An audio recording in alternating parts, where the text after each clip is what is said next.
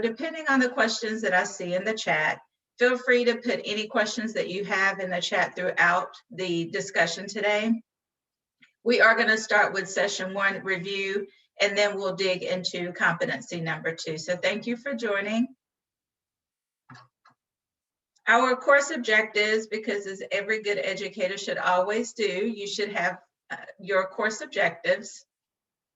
Number 1, we are going to talk about the CNE overview again, just as a recap from our session 1. We are going to describe key concepts of competency 2. These are tied directly to your CNE handbook, which we are going to review as well in our time together today. We will identify gaps of knowledge in competency 1 and number 2, that should say number 2. And that will be a self-assessment that you will be doing just to ensure that you're on track with what your focus needs to be as you dive deeper into your review sessions that you're having for yourself. So as a review, competency 1, let's go ahead and start with a question. Which question by the clinical instructor would allow the student to demonstrate critical thinking and development of clinical judgment?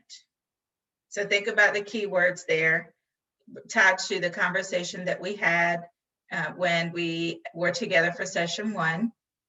We see demonstrate, critical thinking, and clinical and development and clinical judgment. So 4 keywords there that you want to think about as you consider your choices. A, do you think the patient needs the stool softener prescribed for him? B, what teaching does this patient need so that her blood sugar can be more stable? C, what would be the best way to manage pain symptoms for this patient following the transurethral resection of the prostate? Or D, how have priorities changed for this patient from yesterday to today now that he is 1 day post-operative? Okay, so think about that, and I'll give you a second. If you will just put your response in the chat, that will be great. Again, which question by the clinical instructor would allow the student to demonstrate critical thinking and development of clinical judgment?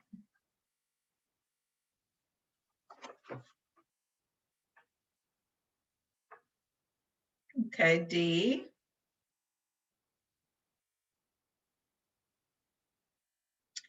Two Ds. Okay, so let's talk it through.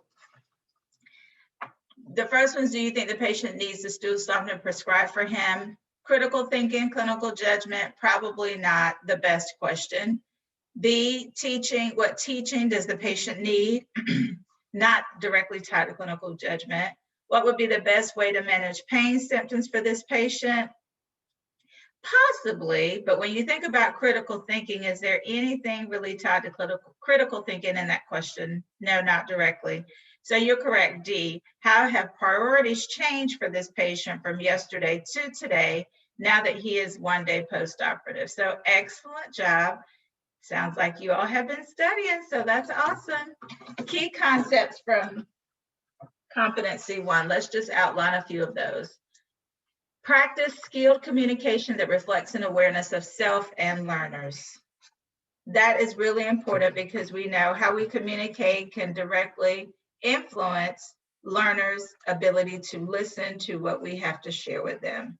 So we want to make sure that we are skillful in our communication. And what are some examples of skillful communication that you want to share from competency 1? So if you'll just put in the chat, there are several examples that we've talked about, but just share some examples of skill communication that reflects an awareness of self and learners. What are some strategies you can use as you are teaching your students? And don't make that question harder than it is, because it's really simple.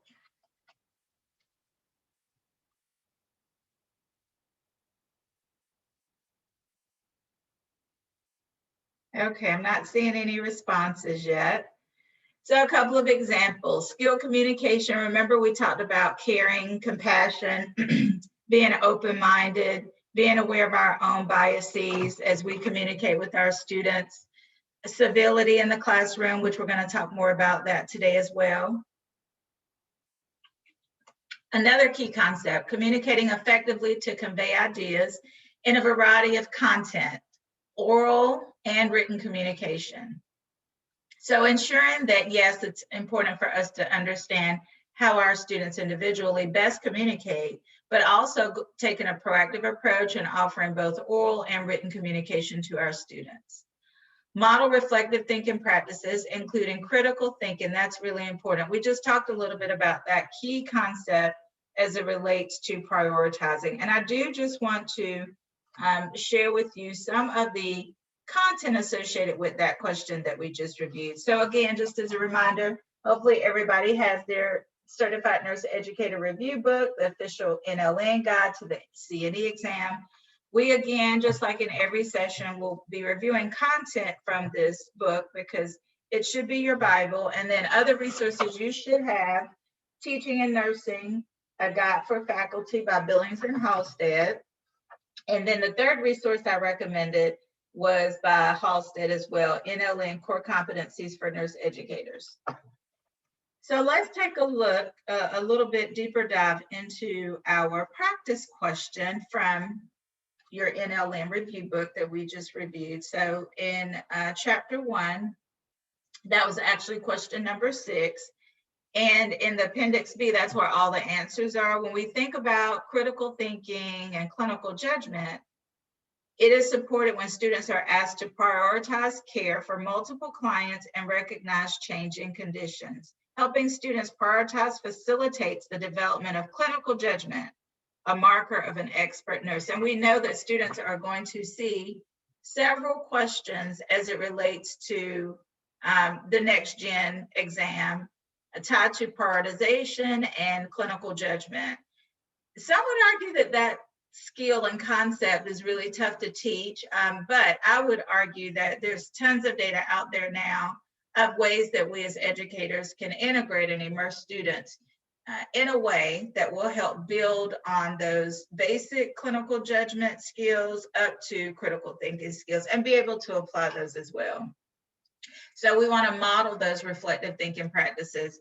One example of how we can model those really is tied to the activities and assignments that we give students. So ensuring that you are adding reflection in your assignments, even if it's a 1-minute paper. I used to like to do those when I was teaching in person or face-to-face. I would ask students to do a 1-minute paper, just focusing on a specific reflective thought. It could be something simple as take 1 minute to think about something you did this week, and as you think about it, what you would have done differently. So it can be very simple, or it can be more complex. It could be tied to a current event. For example, this week, Congress is listening to it or having a debate about the rights of women and their ability to decide on abortion or terminating a pregnancy. Do you agree or disagree? So they can write a reflective thought tied to that if there's information that's current. Creating opportunities for learners to develop their own critical thinking skills. This is critically important and a concept we talk quite a bit about, or at least highlighted in Competency 1.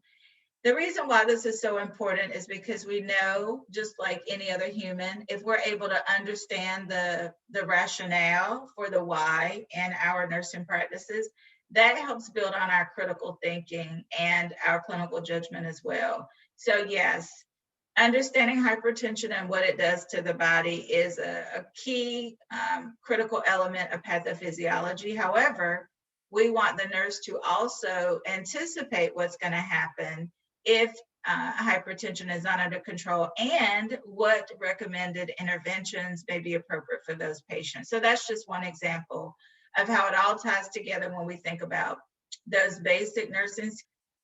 First, Competency 2 concept is around individualizing learning styles. So we have to identify those. So what are some ways that we could identify individual learning styles? If you'll just put in the chat, what are some ways that you have identified individual learning styles of your students that you've read about, or you wish somebody would have even done for you as a student?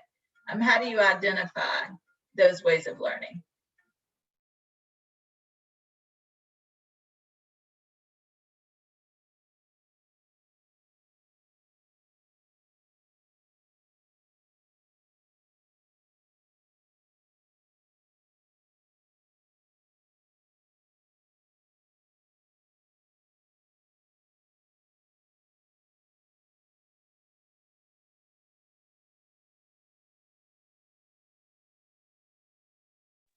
Okay, I didn't see any option or any text in the chat. So let me just share some examples. So one way you could learn about your students' learning styles is just having a discussion, right? Just going ahead and having a discussion about hearing from students how they learn. They can tell you if they learn by seeing, if they learn by doing, even if they don't know the specific term associated with the learning style, helping them identify what those are as a student, but also you as an educator will help you really develop a stronger lesson plan that's going to meet the needs of your learners. BARC and COBE are two that we're going to talk about that you can expect to see on CNE. So we're going to dive deeper into those. Needs of diverse student body. So let's take a look in your CNE review book. This is on page 2, actually, where it starts talking about the different learning styles. So even though it's under facilitate learning, remember I talked about how facilitation of learning and also, which is competency 1, and then how you facilitate learner development and socialization are so closely tied together. So there's introduction of variety of teaching strategies and learning styles that's started on pages 2 and 3. And where we're going today under competency 2 is on page 34. And let's see if I can share my other screen with you, because I do want to actually go to the CNE book. If you have the 2020 edition, I'm not sure which edition you all have, but if you have the 2020 edition, it's going to look a little different than the 2015 edition. If you could just tell me in the chat which edition you have, if it is 2015 or 2020, or you can say new or old, whichever one. 2020 is the newest one. It does have descriptions about each of these diverse student bodies. But if you don't have either one of these resources, then you can just do a search for journals and find information about needs of diverse student bodies. So age, what does the book say about age? So on page 35 in the 15 version, there are 5 key features of emerging adults. When we think about age, it's what I talked about earlier. We know that there's a difference in learning preferences between the traditional high school graduate, right? And then the student that may have graduated 10 or 20 years ago. There's just a different style of learning oftentimes. So, but we should not make assumptions or bring biases. We should ask students and try to find out what the preferred learning style is. So 5 key features of the emerging adult. Learners in this transitional stage are engaged in identity exploration, that is attempting to figure out who they are and what they want out of life. So we do tend to see that in our younger adult age group, but again, you don't want to make assumptions. These are just facts as stated in the CNE review. There are periods of intense self-focus, and that's why reflection is so important, especially in a clinical profession like nursing, because if we internalize some of our reflections or if we're very critical of ourselves, it can hinder our ability to learn from that experience and move forward.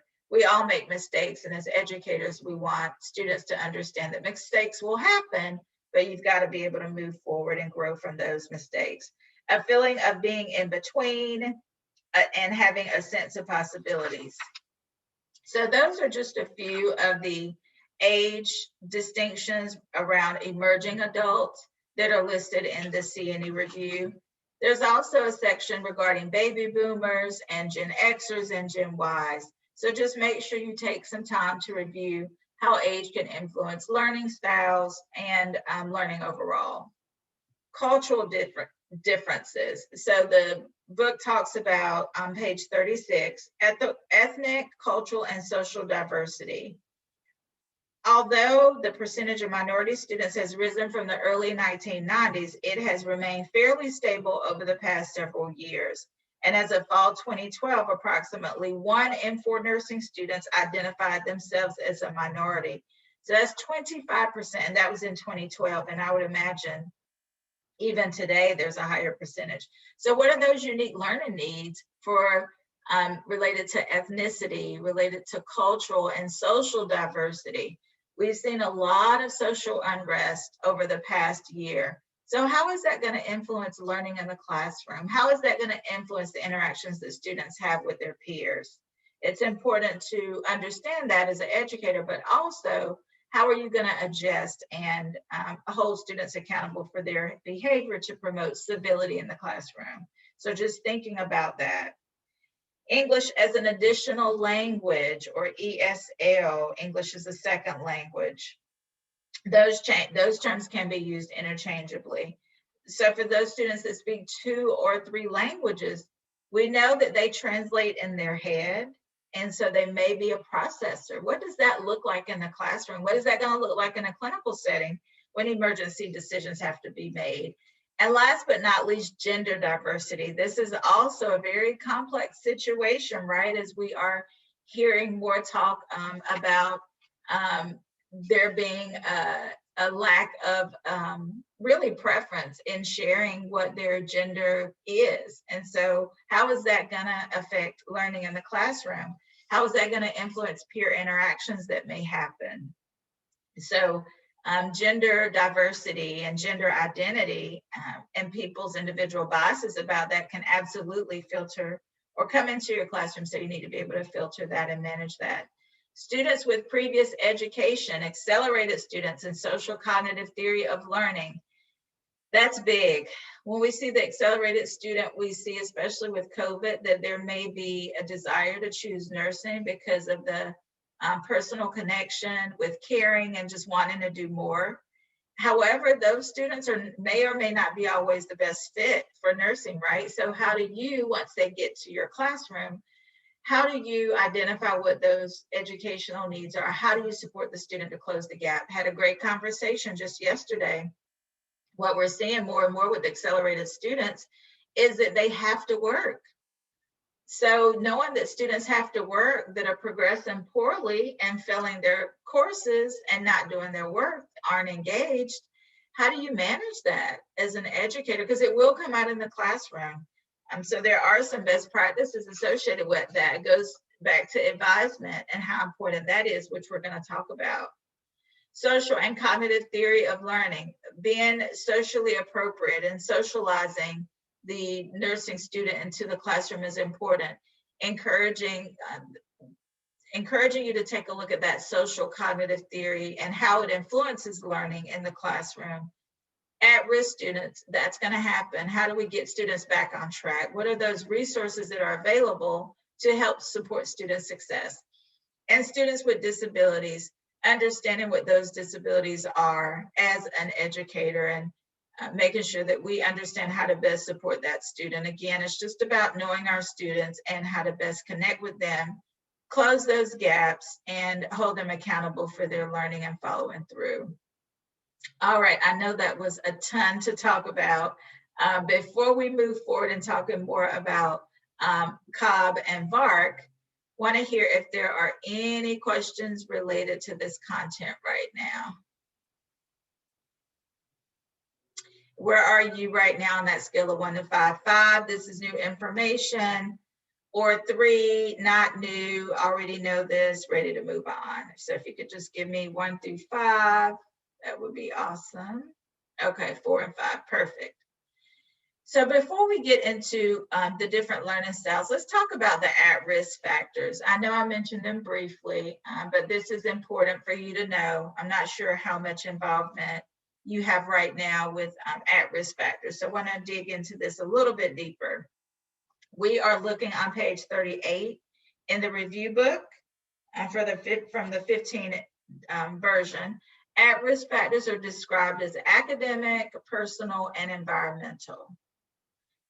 In box 2.1, some of the academic factors may include test anxiety and test taking, as well as low level of reading comprehension, dissatisfaction with program requirements, inadequate preparation, or even transportation and traveling distances. So there are many at-risk factors that can be tied to academics. What's important is that, again, you understand your learners so that you can better help them get through these challenging factors, because the reality is, as an educator, we can't fix all of these issues, right? It takes a team. So again, it's about advising the student and referring them to appropriate resources to better help them be successful. One great best practice is related to the success coach model. There's some information in the literature about the impact of success coaches having on student progression in nursing specifically. And what I love about the success coach model is that it's not an academician, so it's not a faculty member that the student may fear retaliation against if they're honest in sharing where they are struggling, or if they're honest in saying that, you know, they didn't study or they had to work 40 hours that week. So that's the value of having a success coach. They can hone in on some best practices to manage test anxiety, to help students with prioritization when there's so many competing priorities, but there's only 24 hours in a day. And they can also provide referrals to students. You know, if their test anxiety is at the level where they need to talk to a healthcare professional, they're able to do that. So just being clear about what resources are available to students as it relates to the academic factors is really important as an educator. Personal factors, that's a big one too. Did they choose nursing because their mom is a nurse and their mom wanted them to be a nurse, or is this really what they're passionate about? Now, it's not our job to make that call, but we certainly have a responsibility as an educator in knowing our student and supporting them. Again, if it's simply referring them to another resource, we don't have to solve the problem, but we do have to be aware for the CNE exam of some of these personal factors that are associated with students being at risk. Also under personal factors, you'll find in box 2.1, non-English language background. They may be very insecure about speaking up and asking questions. And that may not even be tied to a non-English language background.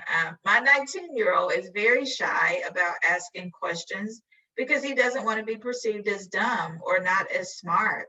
So that's a real fear that can influence learning, and it's categorized as a personal factor. Environmental factors, well, what are those? I'm glad you asked. Box 2.1 tells us family, too many home responsibilities. Do you think our accelerated students can fit in that category as having too many home responsibilities? Absolutely.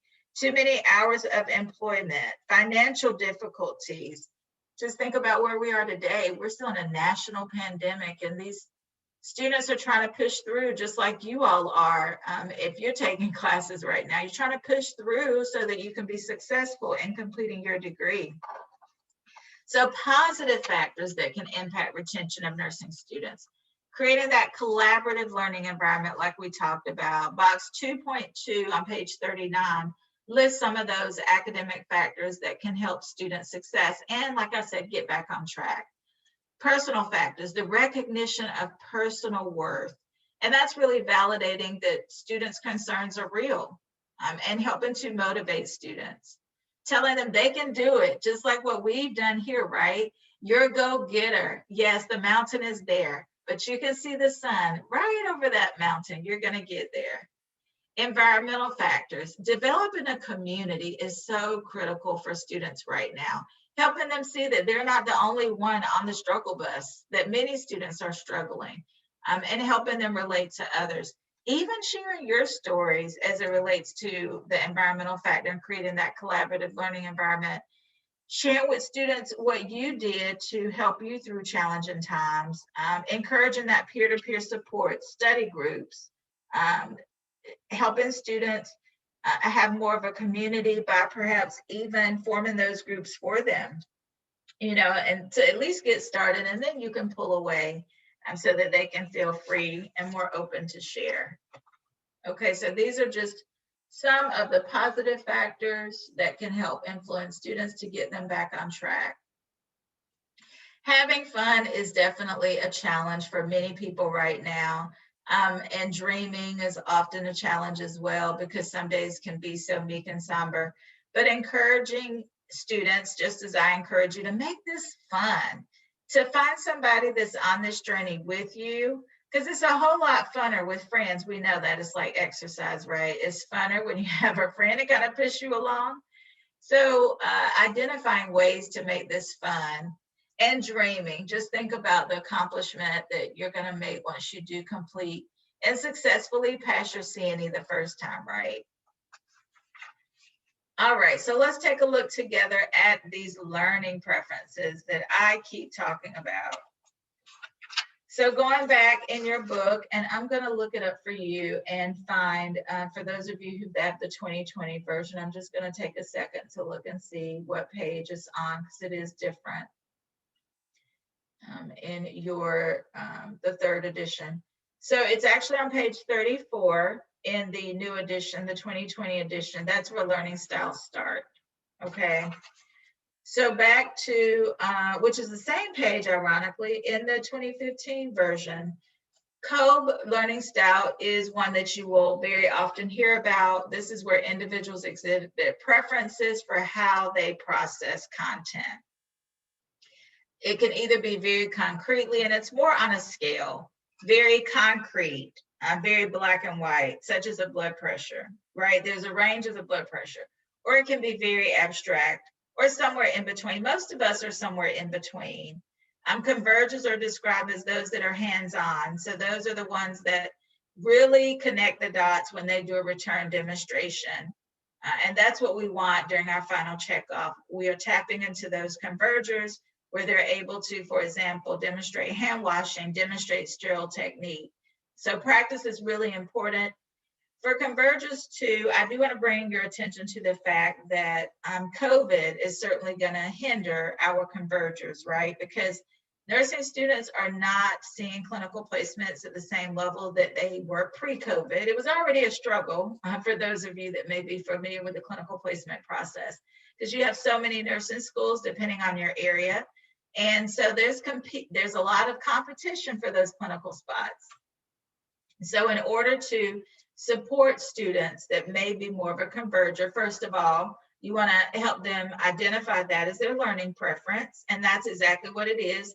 It's a preference. It doesn't mean that they don't learn other ways. We as educators have to help them figure out how they can learn differently, or really to shore up on that specific learning style and taking more responsibility themselves independently to identify some hands-on opportunities. So for example, with a converger, that student that may not be able to have clinicals for foundations or fundamentals, that first nursing course, this is a student that you want to talk to about simulation.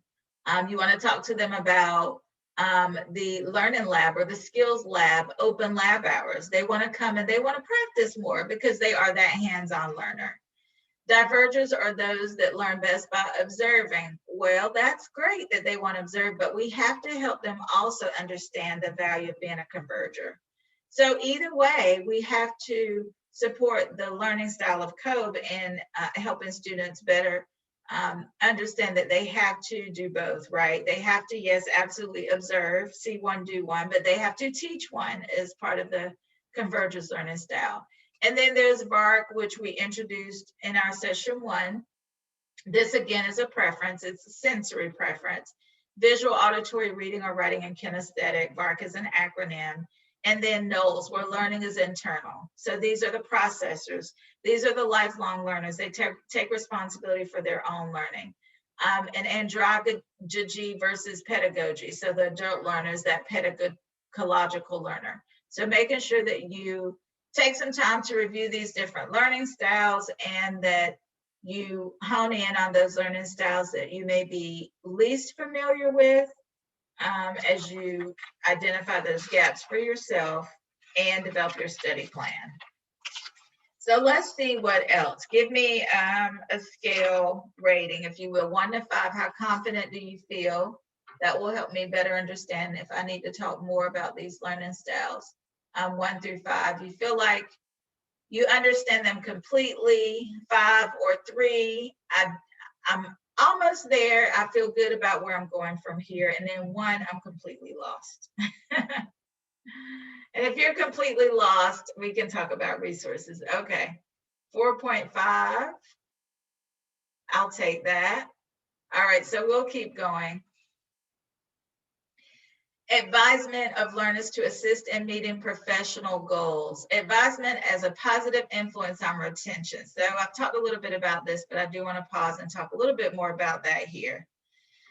There is an excellent resource in the CNE review book, and this one was new to me that I saw last night in the 2020 edition, which is phenomenal. And it's on table 2.1 in this presentation. There are a couple of other key elements that I want to make sure we cover. Prescriptive, a simple way to say it is answering concrete student questions, the yes or no, and then developmental is that personalized guidance. Fostering a student's decision-making skills, that is in the category of developmental. So you've got to have that relationship with the student, right? Like we talked about in competency 1. Developing that trusting, collaborative, respectful relationship with the student is critical because it will only build over time to help the student be more successful because they will trust you and come to you with concerns and issues that they may have. And Gasper talks about the role of the advisor as the supportive critic. I really like that. So I wanted to capture that here. And then the other part of prescriptive that is required is an understanding of the program curriculum. So you've got to understand the curriculum for yourself as an educator before you can fully advise the student. So that goes back to being a competent educator and supporting student success. So if you have the 2015 version, Gasper is on page 40, where they describe the role of advisors, the supportive critic. And they say to foster student development and decision-making, the advisor must be skilled for building rapport, listening, problem solving, and interviewing, right? Because part of interviewing is being an active listener and being attentive in your listening. And sometimes it's hard, right? It's hard to listen, be a full listener, actively listening without thinking about suggestions that you have for students. But that's really important. So we want to make sure that we're actively listening and to be open to their opinions. How hard is that sometimes? It can be really hard. And to have genuine concern for their growth and well-being. Students have a lot going on. There's lots of competing priorities. So being sensitive to what their needs are and meeting them where they are. The page and the textbook, thanks for letting me know, that's page 40. Gasper, what I'm reading about the supportive critic component is on page 40 under advise learners to assist in meeting professional goals. All right, so let's keep going.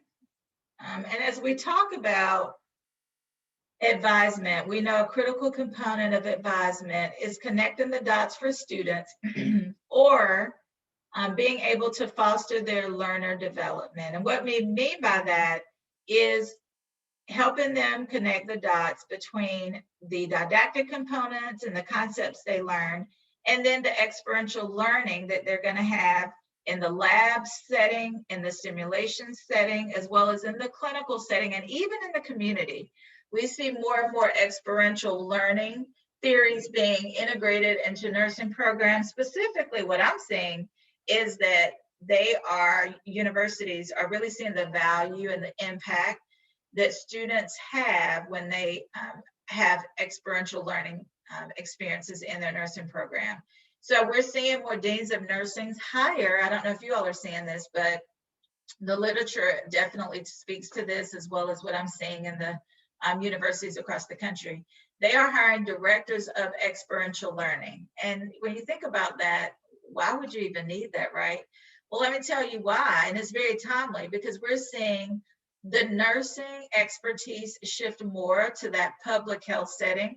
You think about social determinants of health, you think about population health. Yes, these challenges have always been there, but not on the scale, and not, I think, on the not only the rural communities, but even urban settings are seeing the impact of public health concerns, and specifically those that can't afford to pay for health care, even those that may be considered wealthy because of the mounting demands and costs associated with healthcare. People losing their jobs. Think about how that affects our health. Think about how that affects the economy, and how people more and more have to choose medicine over healthy food. Healthy food can be expensive. McDonald's burgers, I mean, you can get a value meal for $5, right? Wendy's, name the fast food place. But how much does it cost to go to a healthy food store and get a healthy shake, or even a healthy salad? It's far more expensive than the unhealthy food. So how do we balance that? And how, more importantly, do we expose students to that, so that we can recruit more nurses and more specialties in public health and community health and population health? So take a look at the experiential learning theory. That is what we should use to guide our work, and as we think about lesson plans for our students and also those clinical experiences. We're seeing more and more excellent simulation experiences regarding the experiential learning for students. The tabletop exercises, you all may be familiar with this, but it's the Johnson Family Tabletop, where you basically have students virtually on the computer assessing the community and determining how to better support the Johnson family and what could be done differently to balance out some of those inequities that we're seeing for our community members that may not have as much. Learning is a major process of human adaptation. Okay, that's a key learning development component with COG. And there are 6 propositions of the experiential learning theory. And I will tell you that starts on page 40 at the bottom, under create learning environments to foster learner development. And again, another plug, I know that I do this all throughout our time together, but it really does walk you through, the review book walks you through every single category that we're talking about. Yes, in the 2020 version, it may be a little different, but the content is still there. You may just have to look for it on different pages.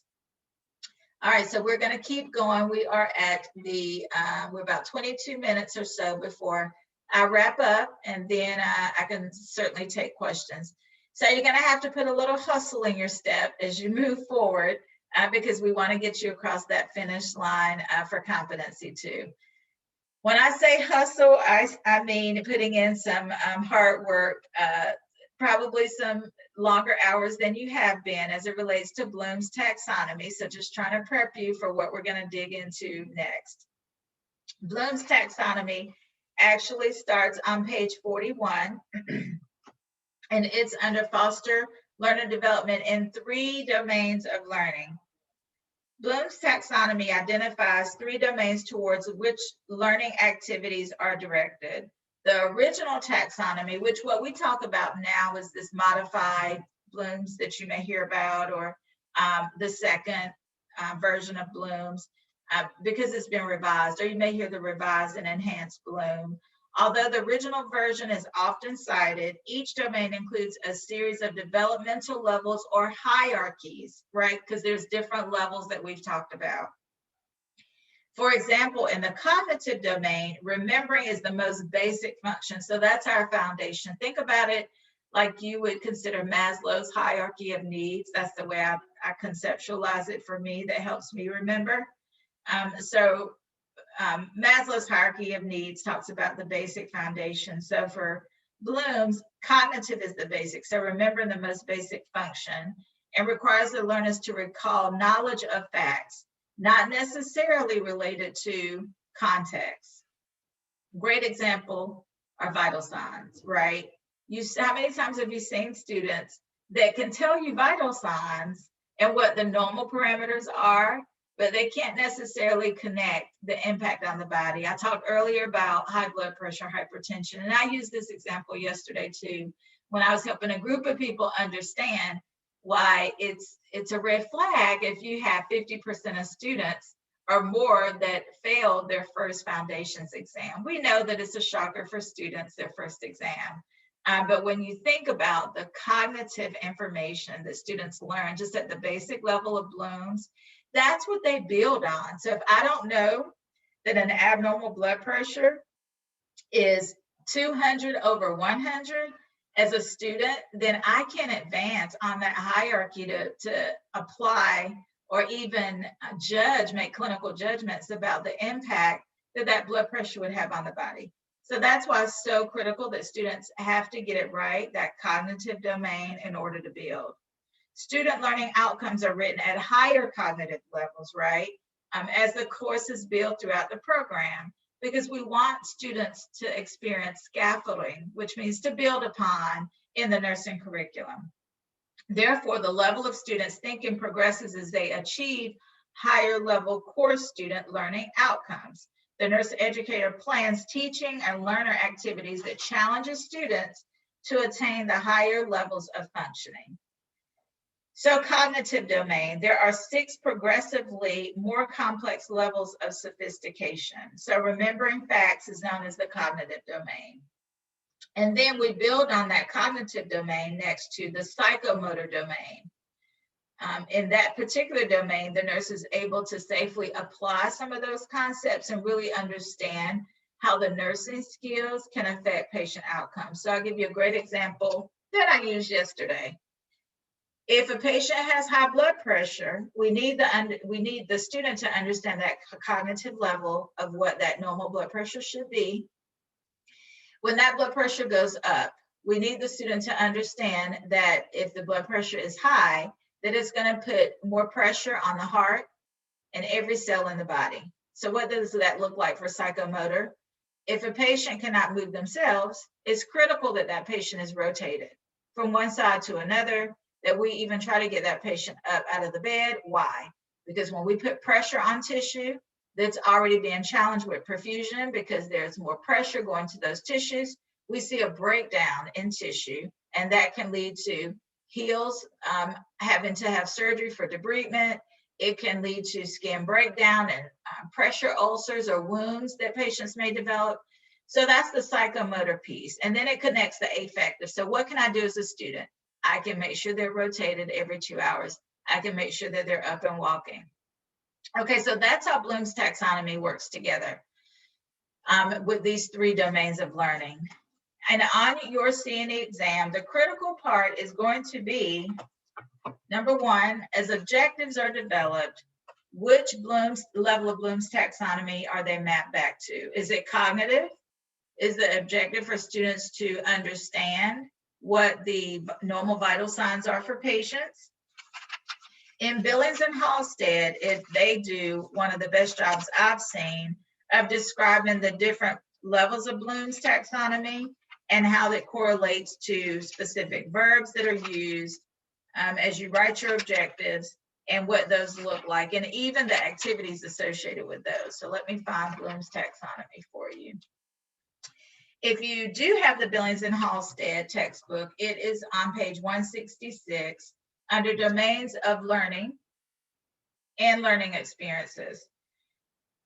And on figure 10.1 is the cognitive domain. So you see remembering at the bottom, like we talked about, understanding, applying, analyzing, evaluating, and creating at the highest level. And remember, we talked about creating. An example would be concept maps, right? Because you have to design, compose, create, formulate, develop. Those are all words that would be used in a learning objective that would map back to the cognitive domain of creating concept maps. On page 167 in Billings and Halstead, under cognitive domain, it emphasizes that there's a level of knowledge obviously associated with each one, and there are action verbs that are listed that identify exactly what those verbs should be in your objectives. Okay, so I'm not gonna belabor the point by pointing those out at this point, but just make sure that you have a clear understanding of those verbs associated with each level of Bloom's taxonomy And what are the activities or assignments that you could require in your courses in order for students to demonstrate to you that they have achieved each level of Bloom's taxonomy, okay? So you will have several questions on CNE as it relates to Bloom's taxonomy. And it's not about memorization. You've got to fully understand each level of Bloom's taxonomy, the action verbs that would be listed in the objective, and assignments associated with those, as well as which level, if it's psychomotor, cognitive, or affective. You've got to understand which level that you would be targeting as it relates to the Bloom's taxonomy level for each of the objectives and assignments. So page 166 through 168 gives you all the information you would need as it relates to Bloom's taxonomy. And again, the CNE book does give you a good overview of Bloom's taxonomy and the different domains, and that starts on page 41. But you will need more than what just the CNE review book gives you in order to successfully pass your CNE exam as it relates to Bloom's taxonomy. I would actually say that probably, let's see, out of 150 questions, again, we don't know which ones are the test ones or which ones are the real ones. I must have had at least 20 questions on Bloom's taxonomy, 20 to 25, some shape or form of Bloom's taxonomy questions where I had to really apply the concepts and knowledge that I knew about Bloom's taxonomy to answer those questions accurately. So it will be well worth your time to spend some hustle, some grit to grind it out related to Bloom's taxonomy. All right, so let's move on so we can wrap up. Assisting learners to engage in thoughtful and constructive self and peer evaluation is a huge responsibility of the educator.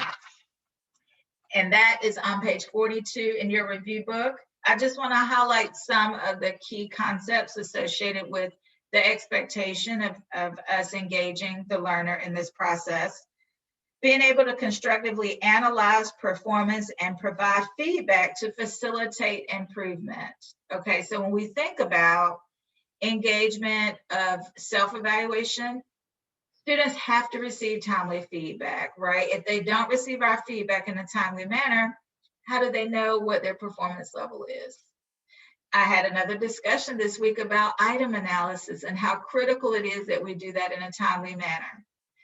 It's not just about a grade. We need to, first of all, as educators, understand whether or not it was a fair question on the exam, right? That's what item analysis does for us. Was it a fair question? And if it wasn't, looking at the course objectives, looking at the content that's associated with those course objectives tied to that question. So there's lots of time that faculty have to invest in looking at item analysis, giving students that timely feedback, even in discussions. I gave another example this week, using the hypertension as an example of a discussion question. If I am teaching in an accelerated hybrid program where the didactic is delivered online, there's a discussion question about a patient has hypertension in the ICU, how do you prioritize their care? If students put something to the effect of, I want to make sure that they're eating every day and have a low salt diet, well, is that really a priority?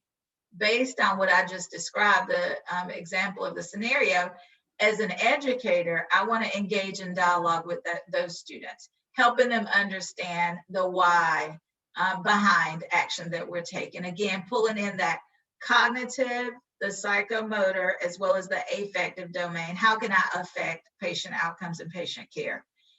I have to have the competency and the knowledge. And really, I think it's an art to it in that discussion to engage in an online dialogue with students about the rationale for the actions that they would take and how they would respond in the discussion to make sure that I'm facilitating that knowledge, given that constructive feedback that the student needs to have to grow and close those gaps.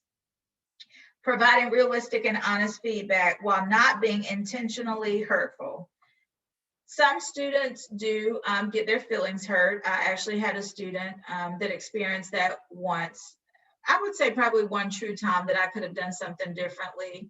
A student was in tears. The good news is I picked up on it right away, asked her to have a conversation with me. I could tell it was very uncomfortable for her. but there were some incivil behaviors, and so I had to have a very candid conversation with her, and we recovered from it. We talked about an action plan, we talked about expectations, and we moved past that. She turned it around and was a very successful student in the class, and the attitude stopped. So sometimes you do have to set ground rules. Other examples, self-reflection journals, guided introspection. That's really, really important. Students can be very critical of themselves, like I said, especially that first year nursing student in that first advisement.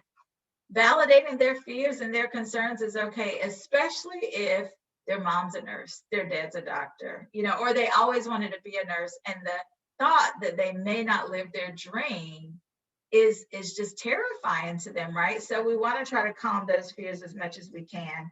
The guided introspection really does allow us to engage during those advisement sessions, engage with students about how they could do it differently, what other opportunities that they have to, yes, reflect on what those gaps are in knowledge, but for the next exam, what are you going to do different? Are you going to study more? Are you going to get a study partner? Are you going to go to tutoring?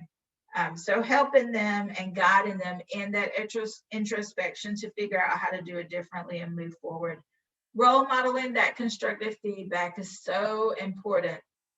If you all have been in any of my classes, I try to lead with great points about cognitive domain and the impact it can have on nursing education and ultimately outcome of patient care. So given that honest but constructive feedback to students and learners as they go through their journey is really good too. And then that trust and relationship, which we've talked about, that is just so critical, especially taking a proactive approach, because it's hard to get it back. Once you lose trust with your student, it really does break down that learner-educator dynamic that's so critical, especially in nursing, where the core of what we do is around relationship building, right? All right, so I know I've talked a lot. Any specific questions that you want to put in the chat related to assisting learners to engage in thoughtful and constructive self and peer evaluation?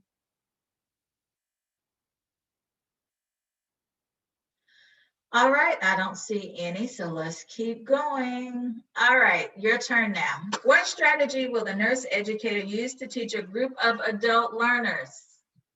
Which strategy?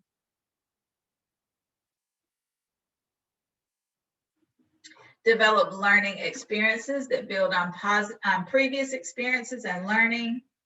Provide highly structured learning activities that limit individualization of learning. Avoid the use of teaching strategies that foster reflective practice. Or D, minimize learner participation when identifying individual learning needs.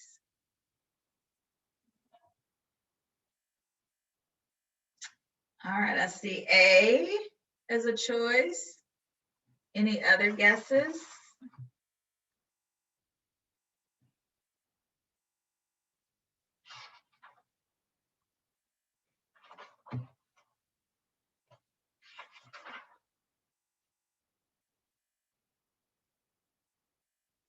A, all right, correct. It is A. And I just want to read, because I think this was very well said in your CNE review book. This is one of the practice test questions at the end of the chapter. And I'm just going to look real quick and see if it's still, this is the 2015 version. It's hard for me to stop using this version because that's the one I have used, obviously, for about 8 years now. And they just came out with the 2020 version. So I'm so used to using this 15 version, but I do want to just check really quick and make sure it's still, that there are still practice questions at the end of chapter 2. I'm sure there are, but just want to check real quick. Okay, so yes, they do still have questions at the end. They're a little different, but that's okay. So you're correct. A is the correct answer, and let me tell you why. B, C, and D are not conducive to adult learning, right? We knew that. That was an easy one. But you could very well see a question like this that sounds easy right now, but the more content you study and you review and you analyze, obviously, the more jumbled everything gets. So I would say don't assume any question is an easy question. Even if you feel really confident about that question on the exam, reread it at least twice, okay, before you walk away from that question and move to the next one. So that's my advice. Reread every question at least twice. So it would be a total of 3 times before you answer that question, even if you feel super confident. It is important for the nurse educator to collaborate with adult learners to identify learning needs and develop learning experiences to meet those needs. Adult learners tend to be more self-directed and require less structure to meet learning outcomes. I would say the key word there is require less and tend to, because every learner is different, right? Like we've talked about. So again, don't make any assumptions. Just try to meet the learner as you get to know them better, where they are, so that you can close those gaps for them.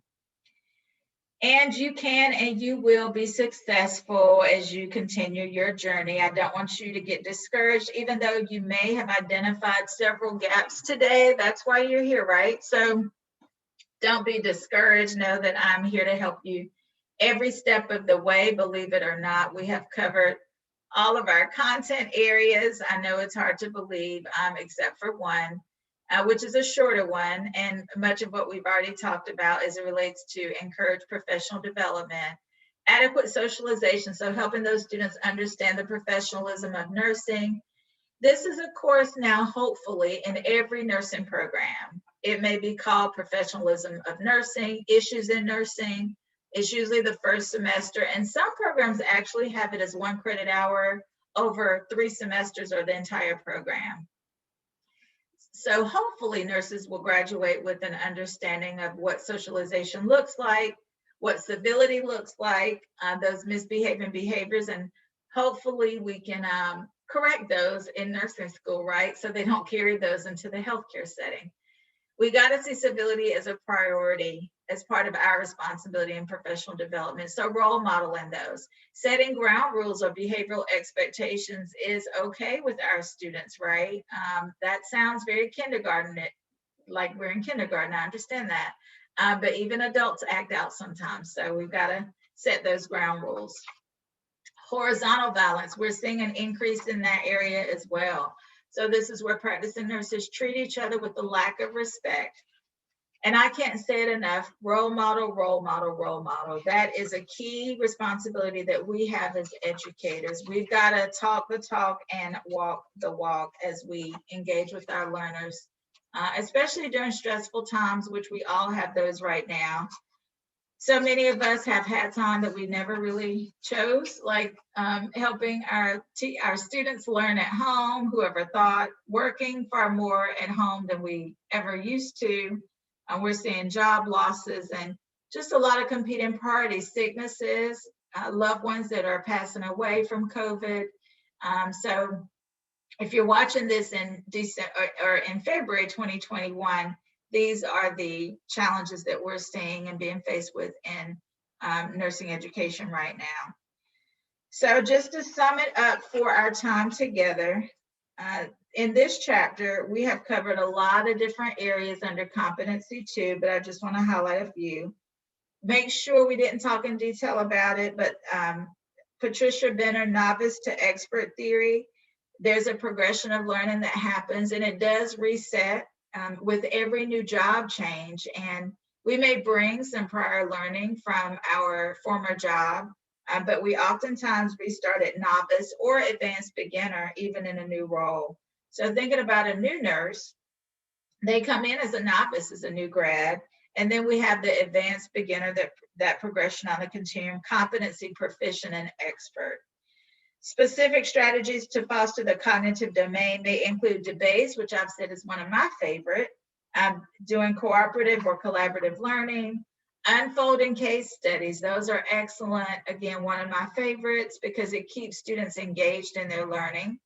And depending on how it unfolds, since, because that's the purpose of it, just like, I don't know how many of you have taken ACLS, but that's exactly the learning strategy they use, is unfolding case studies. So depending on students' response, that will determine how the case study progresses in the discussion. Problem-based learning is really important because it allows students to apply key concepts. And then formal written assignments such as research critiques, focus writings. Portfolios are a great way to enhance learning from a cognitive domain standpoint.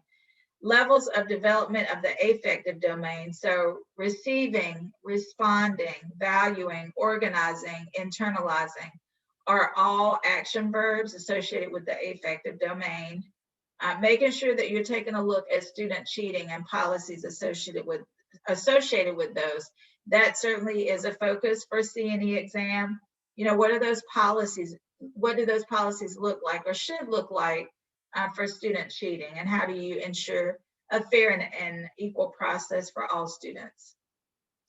Phases of Kramer's reality shock. So the honeymoon phase, shock and rejection, because that will happen as students move into the nursing industry, recovery, and resolution. So these are just some of the key concepts at the end of chapter 2 that are highlighted that we don't go in depth talking about, but it's definitely worth your time just to take a look at them and to shore up on any concepts that aren't familiar to you. All right, one last question before we close out. What is the primary reason for ensuring appropriate student behavior and ethical comportment is addressed in the nursing program of study? So why is it important? Maintain control of the classroom, preserve the image of the profession, facilitate learning, or ensure patient safety. Keyword here, primary. Okay, remember the reread philosophy I have about questions? The primary reason. I'm going to give you a second to answer that. And it is a sample question or a practice test question in your CNE review. And again, I know it seems very simple, but we're going to take a look at the rationale so we can talk that through together. All right, let's see what you all came up with. D for one response, I believe, and C. All right. It wasn't a trick question, but I agree that there can be beliefs about both answers. So let me tell you what the correct answer is. It is answer D. Okay, D is in dog. So although A, B, and C are all important, the nurse educator ultimately has the responsibility to patient safety. So I can see why facilitate learning, right, since that's what we've been talking about for 2 sessions now, would be top of mind. And yes, that is important, but it's not the primary reason for ensuring appropriate student behavior and ethical components are addressed, okay? So let's read on. Evidence is mounting that suggests that disruptive behavior and incivility in the workplace jeopardize patient safety. Thus, it is more and more essential that students and new graduates display appropriate relational skills. All right, so I thought that summed it up perfectly too. Like I've been talking about, we're seeing lots of incivility, lots of horizontal violence that's occurring in the clinical setting. So thank you. Give yourself a round of applause, a pat on the back. You made it. You made it through session 2. Do know that I'm always here to support your success. Again, I'm Dr. Sellers. This is how you can contact me at Dr. Sellers Educate. I do have coaching hours that are available. I hope that I have broken down session 2 and competency 2 in a way that's easier to understand. Go ahead and let me know how I've done. 5, right on track, definitely what I needed. 3, some of what I needed, not quite. 1 really wasn't what I needed at all. So again, I appreciate your time today. This is being recorded, so I will share it on YouTube and other sources. And I appreciate you joining me, and I hope to see you next time as we continue on this journey. And I hope you have a great, great weekend.